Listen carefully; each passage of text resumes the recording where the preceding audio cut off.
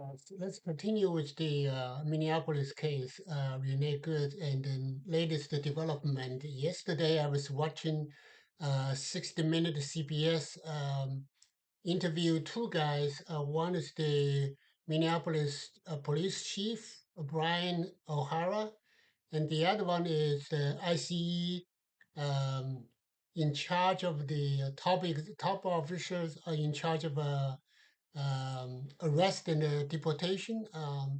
His name is Marcos. What is the last name? But anyway, so this is interesting. I offered some interesting perspective from both sides. I think they did a good job. Um, Meanwhile, we also have some other development like DHS the secretary has had an interview nationwide, and then so basically, let me highlight this a few things that I want to say. That in the Minneapolis police chief O'Hara you can tell that he's a very decent human being. He is basically shocked. One question that he asked, he said, I don't understand. He said he watched the video, I don't understand the federal agency would standing in the way of a vehicle. That's a big no for law enforcement officers to avoid.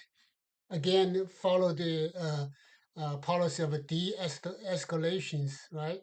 And but here, I think if you watch the video, I think it is a clear answer because 6 minutes, according to the video recorded by the agent officer Jonathan Ross, the Renee, one of her last words in her life was smiling at Ross because assumed that Ross was taking the video. She says, "I'm not mad of you," you know. So I think one likely reason that for Jonathan Ross to stand in the way of a vehicle is because he get a feeling, get a pretty good signs that Good, Renee Good is not gonna run over against him, run over him. So that's why if this is the case, I'm not the it's obviously it's a subject of the debate. We waited for more uh, information, but the other thing is that we never know what's on his mind, you know, unless he confess, right, in a court of law. But he's unlikely. Um, so that's what I'm saying. That if that's the case, I think that Ross could be a chicken because he knows that Renee Good was not run over him. So he basically standing in front of at least when he fired his first shot, that went through the windshield, right? And the other two shot, I think, is in the sideway, in the driver's window side. So that I think one thing that is supporting this evidence is that uh, I read from the Grok. Grok told me that previously in another case, unrelated, not to the Renee Good case, but previously FBI testimony proof shows that Ross is not. It's not the first time for Ross to do this. He has in other case he like to stand. He's not following the protocol, the policies. So for that reason, I have no personal nothing against Ross in person. I don't even know him, but I'm just to be honest, I'm a little bit offended by the DHS officers are calling him a hero. I don't think he's a hero, you know. And then I think that this guy should be disciplined. And also, to add to the fact that, he fired three shots, at least three shots. So it looks like his aim is to kill the person. But that's of, excessive force. That's unnecessary, right? And then after the shooting, It's basically like movies. He basically like blow off the smokes from the gun and then walk away. By the way, I also called him Renee a bitch. You know, so this is kind of that guy that's really just he really should be disciplined.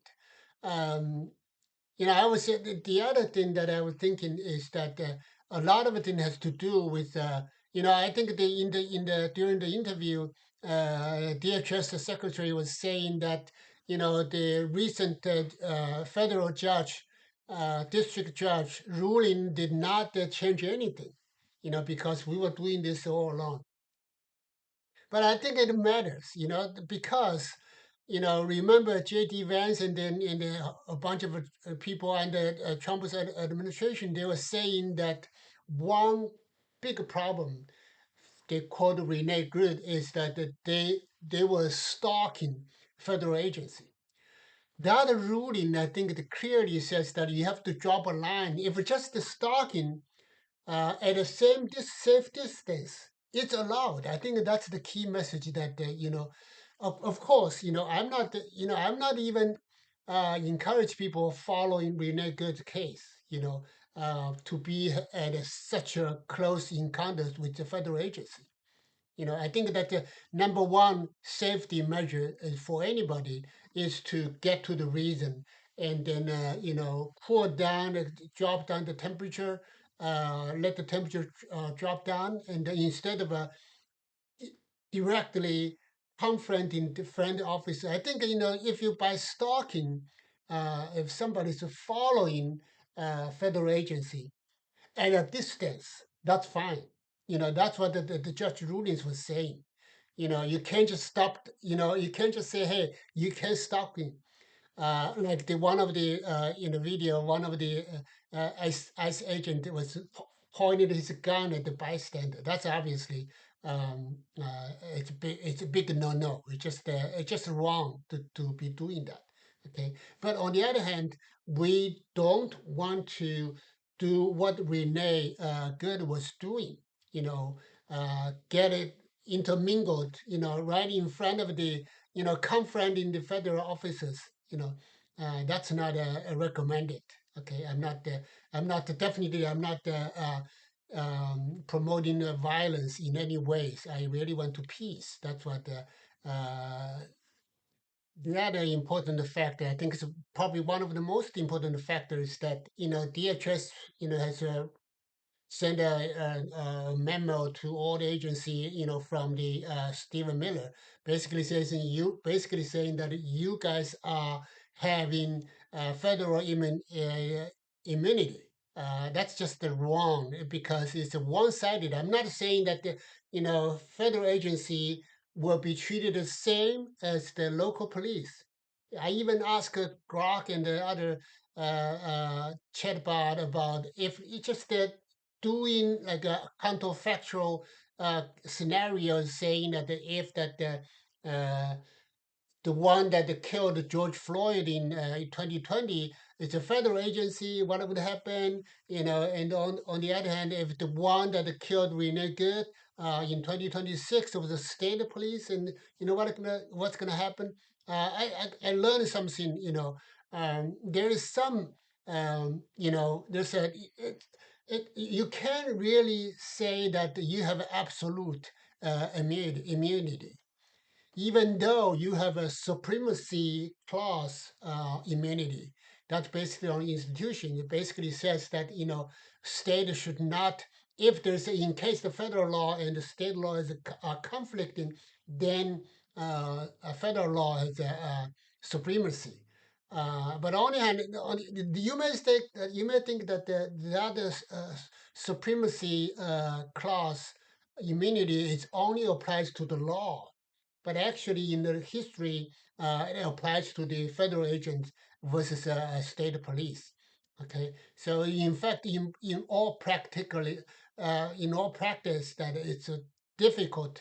Um, the the federal officers do have an extra layer of protection, if you will.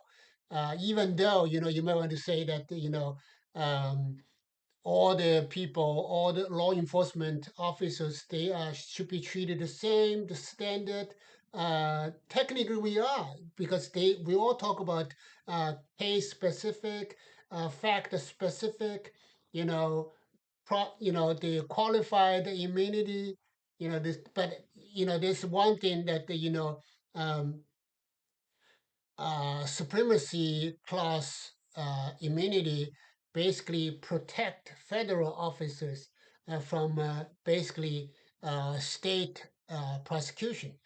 Typically, the state can prosecute, can suit against the federal agencies, but typically those federal agencies will quickly move to the federal court instead of a state court. So that's just I'm not just, I don't want to get into the legal jargons, but the idea is that something you cannot ask absolute justice, um, unconditional, universal, because a different price, different state, different prices, there are different places, different jurisdictions. They may have a local variations, but you have to think about it beyond the law. I think at this point the best thing to happen is that instead of waiting for violation, waiting for killing to happen, um, we should proactively we cool down. One thing that one thing we can notice that right now there's so many federal agents in Minneapolis in the Twin City area. There's five times more agent than the local police. And the other thing, the final thing I want to make is that I really think that the state prosecutors should be allowed to conduct their independent investigation. After all, this Renee Good is a local resident, so definitely the state prosecutors have the responsibility, have the jurisdiction to do their own um, investigations, and then the FBI's and the other thing should not block it from the doing independent investigations. So let's stop here.